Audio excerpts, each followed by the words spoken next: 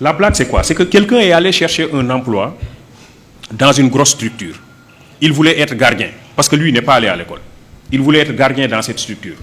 Il s'est présenté au directeur des ressources humaines, qui lui dit: est-ce que tu as une adresse mail pour qu'on vous envoie le dossier à fournir?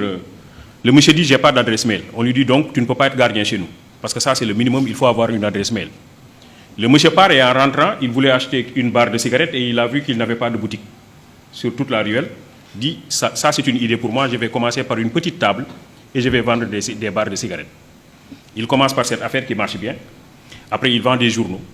Après, des crédits téléphoniques. Après, il installe une boutique. Et après, il a un grand domaine commercial. Et un master en comptabilité est venu le voir pour être recruté dans son entreprise. Alors, et le monsieur lui dit: moi, je suis titulaire d'un master en comptabilité, je veux être recruté dans ton entreprise. Je veux que tu me donnes ton adresse mail. Et comme ça, une fois à la maison, je t'envoie tout mon dossier dans ton adresse mail, dans ta boîte mail.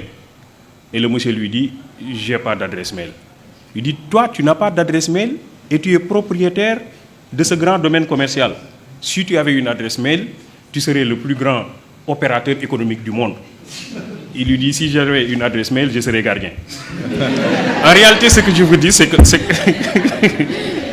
c'est ça aussi l'entrepreneuriat. L'idée, c'est quoi? L'idée, c'est se connecter à soi.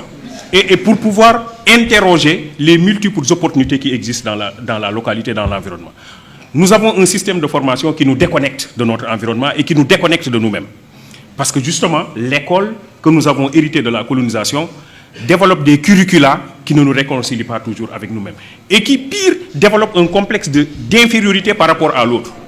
M. Diop parlait tantôt du benchmarking pour aller chercher chez les autres des choses qu'ils font et qui ne sont pas toujours adaptées à nos propres problèmes. En réalité, c'est cela aussi, c'est ce complexe d'infériorité. Les autres font